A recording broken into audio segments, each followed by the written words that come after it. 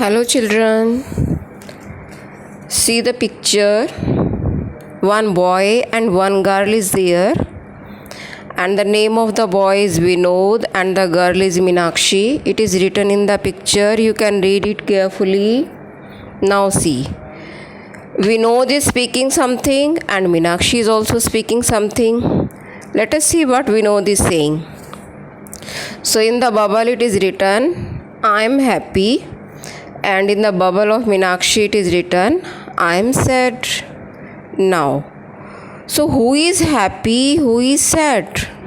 On number 2 it is written, who is happy, who is sad?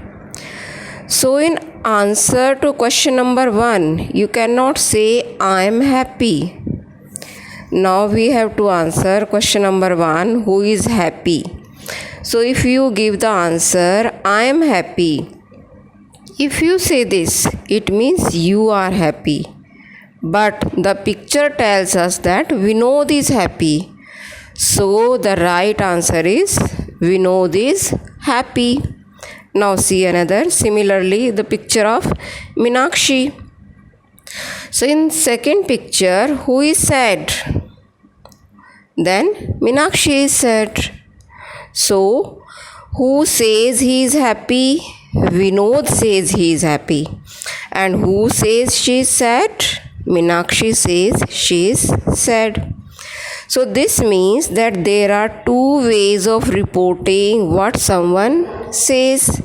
Number 1, Vinod says, comma, inverted comma, start, I am happy, inverted comma, close, full stop. Or Vinod says he is happy. And similarly is the second one, Meenakshi says, comma, inverted comma, start, I am sad, full stop, inverted comma, close. Meenakshi says she is sad.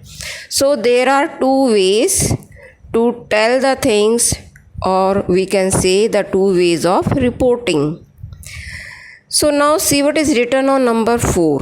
So when the actual words of the speaker are given, it is called direct speech. So today we are going to discuss the topic direct and indirect speech. In direct speech, we speak the actual words of the speaker. They are the actual word of the speaker. That is called direct speech. I am happy. I am sad. Now see the second page. See here. But when the speech is reported without using the actual words, it is called indirect speech or reported speech. So when the speech is reported without using the actual words, it is called indirect speech or reported speech. And the answer is he is happy, she is sad. Now you see, on number 4 it is written, now consider the following example. See the example, direct speech. Ujjwal said, Rajni is a good girl. And indirect speech, Ujjwal said that Rajni was a good girl. So we learn from the first sentence that in the direct speech, what are the things that are in direct speech? The actual words of the speaker are put within inverted commas. Inverted commas. One is comma and the another one is inverted commas. See the inverted commas. See. Where Rajni is written, it is inverted comma. Started. And girl, it is inverted comma. Close. Okay. Now see the next one. A comma is placed after the introductory verb sat. Introductory verb to separate it from the second part of the sentence. The second one thing is a comma. A comma is placed after the introductory verb sat to separate it from the second part of the sentence. Now we learn from the second sentence that in indirect or reported speech, what are the things in indirect speech. So we have learned about the direct speech, that they are the actual words of the speaker and they are kept into inverted commas, and a comma is placed after the introductory verb. Now, in indirect speech, the reported words are not placed within inverted commas. Then no comma is placed after the introductory verb said.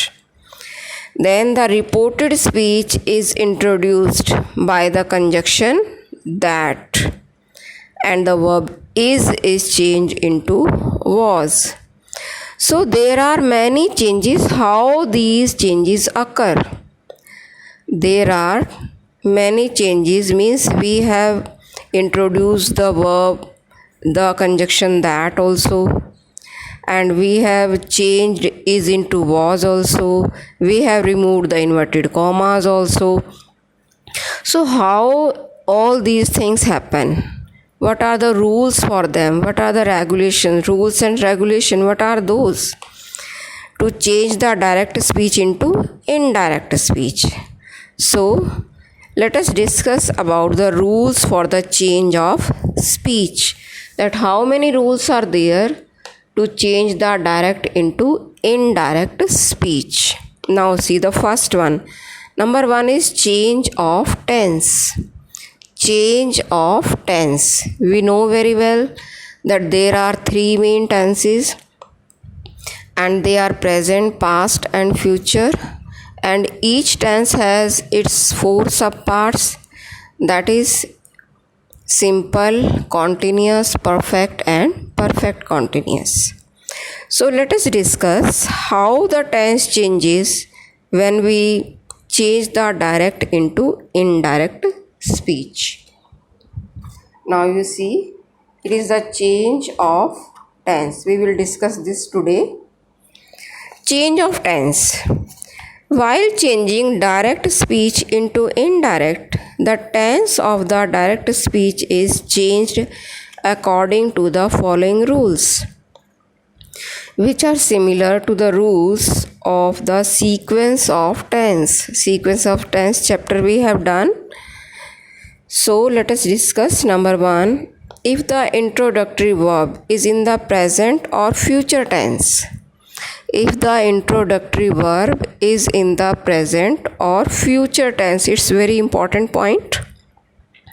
The tense of the verb in the direct speech is not changed.